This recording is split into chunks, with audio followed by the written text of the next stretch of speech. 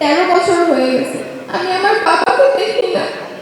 বাবা পৃথিবীর সবাই বুঝছে আমার ভাইয়ের সাথে আমার একটা খুনসুটির একটা সম্পর্ক ছিল। আমি রাগ করলেও বলতো বাবার চোখে মনে নয়, ভাইয়ের চোখে মনে নয়।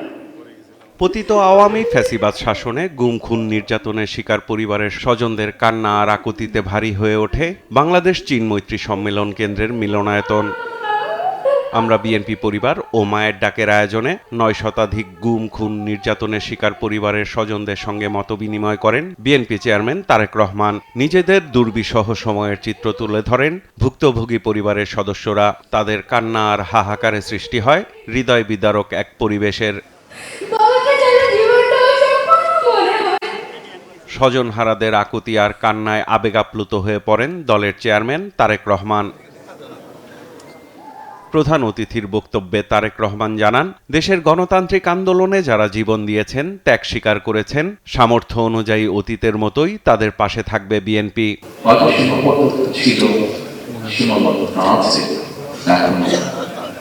প্রতিটি মানুষের কাছে পাশে গিয়ে দাঁড়ানো, কিন্তু তারপরে আমরা আমাদের চেষ্টা অব্যাহত রেখেছি এবং ইনশাল্লাহ এই চেষ্টা আমাদের অব্যাহত থাকবেও ভবিষ্যতে। বলেন, রাজনৈতিক দল হিসেবে ধৈর্যের পরিচয় দিচ্ছে বিএনপি। এ দলকে কোনোভাবেই দমানো যাবে না।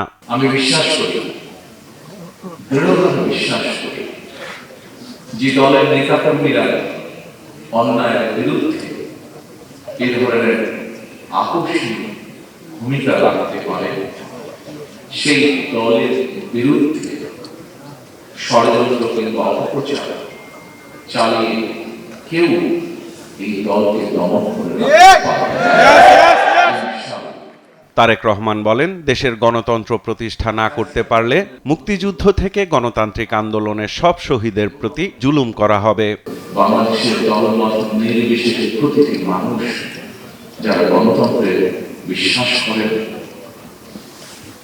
সেই প্রতিটি মানুষকে আজ সজাগ থাকার জন্য যারা বিভিন্ন উসিলা দিয়ে বিতর্ক তৈরি করে গণতন্ত্রের পথকে আবার নষ্ট করার বা ব্যাহত করার চেষ্টা করছেন, তারা তাকে সফল না হয়।